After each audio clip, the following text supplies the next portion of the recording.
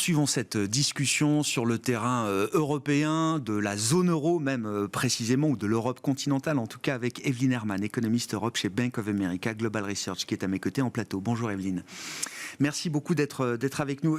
Je voulais quand même qu'on essaye de mettre peut-être quelques chiffres sur ce qui nous attend en matière de conjoncture en Europe pour les 2-3 prochains trimestres, peut-être, si c'est un horizon qui permet d'avoir un peu de visibilité. Qu'est-ce qui, pour vous, est déjà écrit en matière de conjoncture pour ces 2-3 prochains trimestres, et qu'est-ce qui n'est peut-être pas encore totalement défini aujourd'hui? Oui, alors c'est une question très difficile, parce qu'il y a beaucoup d'incertitudes, notamment sur l'intensité du manque de gaz qu'on a pendant l'hiver. Donc, ce que je pense est plus ou moins écrit, c'est qu'on aura une récession technique en zone euro, on aura une baisse du PIB en rythme trimestriel au T4, au T1, ça c'est d'ailleurs aussi le consensus. Après, ce qui n'est pas du tout écrit, c'est quelle intensité prendra cette baisse. Ça dépend de plein de facteurs. Ça dépend de est-ce qu'on continuera à avoir des flux de gaz en Europe, est-ce qu'on a un hiver particulièrement sévère avec des températures très faibles, plus faibles que la normale, donc du coup la consommation qui serait plus élevée, on épuise les stocks de gaz qu'on a accumulés plus rapidement. Donc tout ça, ça dépendra, ça déterminera à quel point ce type de confinement qui fait partie de pas mal de scénarios de base, y compris le nôtre, je pense maintenant, à quel point ce confinement du secteur industriel à cause d'une manque de gaz sera intense. Donc du coup, une incertitude très prononcée sur le T4 et le T1. Je dirais qu'une contraction est quasi écrite. À quelle magnitude? Très incertain. Nous, on a cumulé à peu près un demi-point de 0,5. Ouais, 0,5 de baisse. De contraction en cumulé. Ça peut paraître un peu faible, ça peut très facilement aller au-delà de ça. Il y a beaucoup d'incertitudes. Là, je pense que, pareil, il y a peut-être un peu de certitude également, c'est que si on part dans un confinement du secteur industriel en hiver, un rationnement d'énergie, il y aura un rebond au T2 a priori. Ouais. Un retour a priori à un rythme de croissance au moins positif, mais potentiellement très faible. Donc voilà, je ne peux pas vous donner des chiffres. Ouais, j'entends bien. Non, mais ça permet de qualifier un petit peu quand même la situation. C'est intéressant parce que vous reprenez des termes qu'on a connus pendant la crise pandémique. C'est-à-dire que les schémas, les patterns sont à peu près les mêmes de ce point de vue-là pour les économistes. Les secteurs ne sont pas les mêmes. Et les secteurs ne sont pas les mêmes. Enfin, on utilise justement parce qu'on a tous le souvenir d'un confinement. Et là, c'est plus là, ça sera plus à cause pas du virus. Bien sûr, d'une pénurie, d'un manque de matières premières et de gaz. L'idée, c'est est-ce qu'on peut avoir une récession qui soit essentiellement industrielle, ce qui serait déjà un énorme problème pour un pays comme l'Allemagne, on en parlera bien sûr, ou est-ce que malheureusement, il faut imaginer que le consommateur craque lui aussi à un moment, sachant quand même que la situation du consommateur est plutôt saine d'une certaine manière. Enfin, il y a eu de l'épargne accumulée, il y a de la dépense publique qui vient amortir le choc un peu partout en Europe de la crise et de la facture énergétique pour les ménages. Peut-être pas suffisamment, mais ces efforts-là, ils sont quand même importants aujourd'hui. Est-ce qu'on peut avoir une forme de découplage entre les deux grandes parties de nos économies, ou est-ce que c'est compliqué à imaginer? C'est compliqué. Après, si on part vraiment dans une récession technique en industrie pendant l'hiver à cause d'une pénurie, elle est limitée dans le temps, en intensité. La même intensité on pourra probablement pas prendre ça proportionnellement pour le reste de l'économie. Par contre, il y a le grand défi des prix énergétiques qui resteront très élevés pendant probablement très longtemps, ce qui engendre une perte de pouvoir d'achat pour les ménages aussi. Et donc, ce qu'on voit aujourd'hui, c'est que certes, tout le monde est totalement focalisé sur la pénurie de gaz potentiellement en industrie qui forcera des fermetures ou des arrêts de production temporaires. Mais quand on regarde les confiances des ménages, il y a quelque chose qui s'est dégradé de façon très extrême. Quand on regarde la confiance des consommateurs au niveau zone euro, les données de la Commission européenne, le niveau actuel qu'on a, et il est en train encore de s'écrouler davantage, serait compatible avec une perte de dynamique de croissance d'à peu près 2 points de pourcentage en glissement annuel. Si on prend les relations relativement stables d'avant crise sanitaire, parce que la crise sanitaire a un peu créer du bruit dans toutes ces relations-là. Donc du coup, il y a un potentiel très très très fort à la baisse dans la demande du consommateur également, à cause du choc sur la confiance qui s'est déjà matérialisé. Après, vous avez dit, on a un point de départ qui est un peu plus confortable que ça. On avait le T2, le T3 qui était quand même marqué par un phénomène de réouverture encore dans les services, le tourisme qui a été un grand contributeur à la croissance dans la croissance de l'été. Oui, bien sûr. Oui. On a un stock d'épargne qui est relativement élevé, mais encore là-dedans, cette épargne, elle est absolument pas bien distribuée dans tous les consommateurs. Les plus petits revenus ont tendance à dépenser plus que 30% de leurs revenus en temps normal pour leurs factures énergétiques, pour le transport, pour le chauffage et compagnie. Là, les prix énergétiques ont flambé. Donc, du coup, il y aura une plus grande partie du revenu chez certains groupes de consommateurs, enfin chez tout le monde, mais surtout sur les petits revenus, qui va coincer, qui va vraiment limiter le reste pour le reste de la consommation. Ce qu'en économie, on appelle après un K-shaped impact ou un K-shaped recession.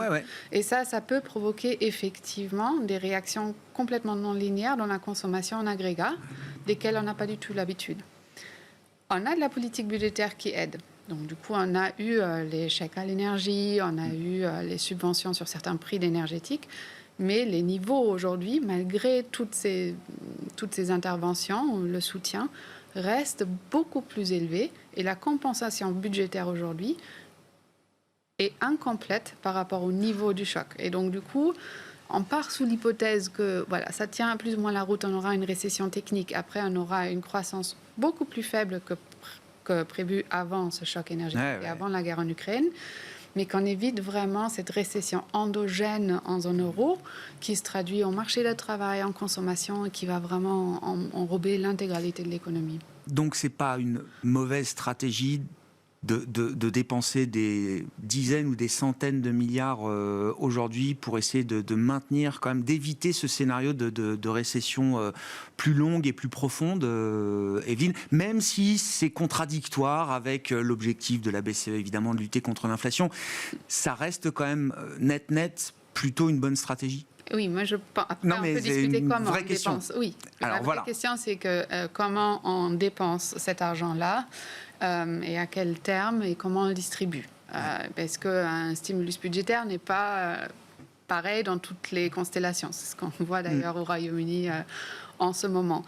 Donc, un stimulus budgétaire qui est vraiment ciblé, c'est très nécessaire pour compenser la grande perte de revenus disponibles dans le secteur privé, des ménages et des entreprises, qui, pareil, ils ont des factures d'énergie qui sont en train de flamber. Et donc, du coup, donc, pour les ménages, on est probablement sur une trajectoire où déjà en 2020, en 2021, on avait à peine de la croissance du revenu disponible réel en agrégat. Là, on aura 2022, 2023 en contraction. Bien sûr. Essayer de limiter cet impact-là pour que ça devienne vraiment quelque chose d'endogène, ça a beaucoup de sens. Après, c'est pas ça ce qui est derrière l'inflation aujourd'hui. C'est là aussi le contraire, un peu le contraste avec les US ou le Royaume-Uni. En zone euro, on a une économie qui n'a pas perdu de capacité de production. Notre marché d'emploi aujourd'hui, l'offre d'emploi, il est supérieur par rapport à ce qu'on avait avant crise sanitaire. Le taux de participation, il est supérieur. Le nombre de personnes qui sont sur le marché d'emploi également. Et la même chose sur côté entreprise. On n'a pas eu des faillites d'entreprises en masse. Grâce à du coup, on est dans une constellation un peu autre où tout ce qu'on voit en termes de faiblesse de PIB aujourd'hui, c'est probablement plus une manque de demande plutôt qu'une manque d'offres. Ce qui fait que l'inflation aujourd'hui, c'est vraiment les prix énergétiques qui l'amènent. Et ça, il faut protéger la demande. Oui, j'entends bien. Plutôt que de...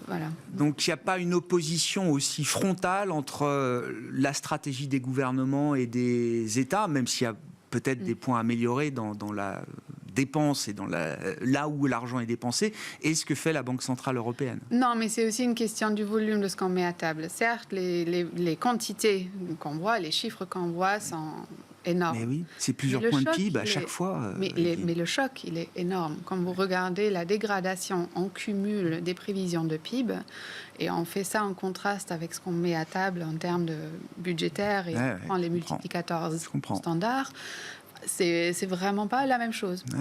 Et donc, du coup, là il semble y avoir un accord assez prononcé aussi quand on regarde la communication des ministres de Finances au niveau européen, le Eurogroup, qui avait dit qu'effectivement, l'ambition devrait être de soutenir l'économie, stabiliser l'économie, mais ne pas stimuler la demande pour amplifier les pressions.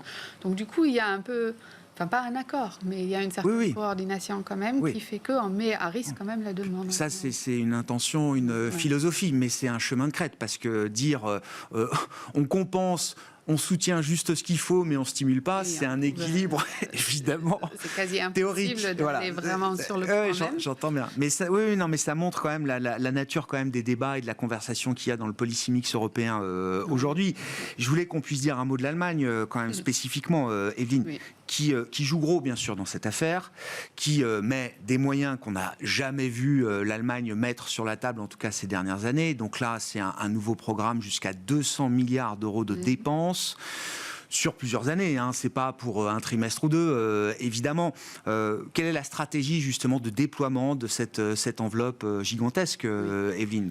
Qu'est-ce qui va guider justement la dépense allemande de ces 200 milliards ? Alors les 200 milliards, c'est un peu stratégie budgétaire allemande aussi. C'est on balance un chiffre, on n'explique pas vraiment ce qui se cache derrière et on espère que ça règle la chose un peu. Voilà.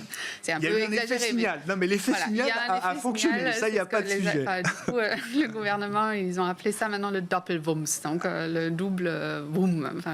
D'accord, voilà. Donc, pendant la crise sanitaire, on avait le Wumms, là, on a le double de ça. Voilà. Donc au moment de l'annonce, c'était un chiffre très, très immense, et ça reste un chiffre très important. Après, on ne savait pas comment ça sera déployé et pourquoi.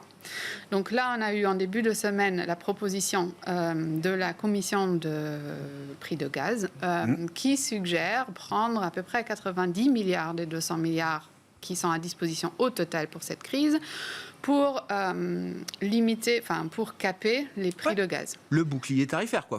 Un peu le bouclier tarifaire. L'idée du bouclier. Pour les ménages et pour les entreprises. Donc, du coup, là, on a un chiffre qui, déjà, à la rigueur, est un peu plus précis. Donc, l'enveloppe totale peut atteindre 200 milliards. Là, on a une proposition qui est de 90 milliards. Ça reste beaucoup. C'est 2,5% du PIB allemand. Sur un an et demi, probablement, ça reste beaucoup. Après, on ne sait pas si c'est brut ou net.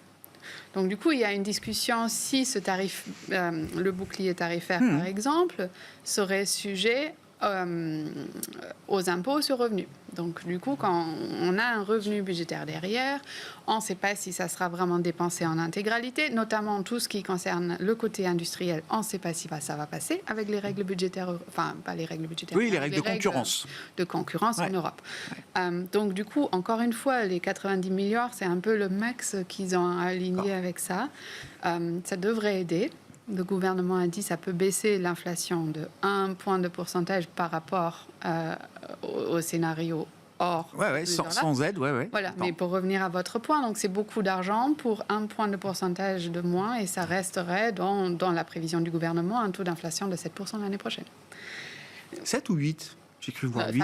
La proposition initiale du groupe d'instituts de recherche qui fait évoluer, c'était 8. Et après, le gouvernement, il a dit, vu qu'on va partir... D'accord, je comprends. Avec le point d'inflation en moins, d'accord. Ok, je comprends.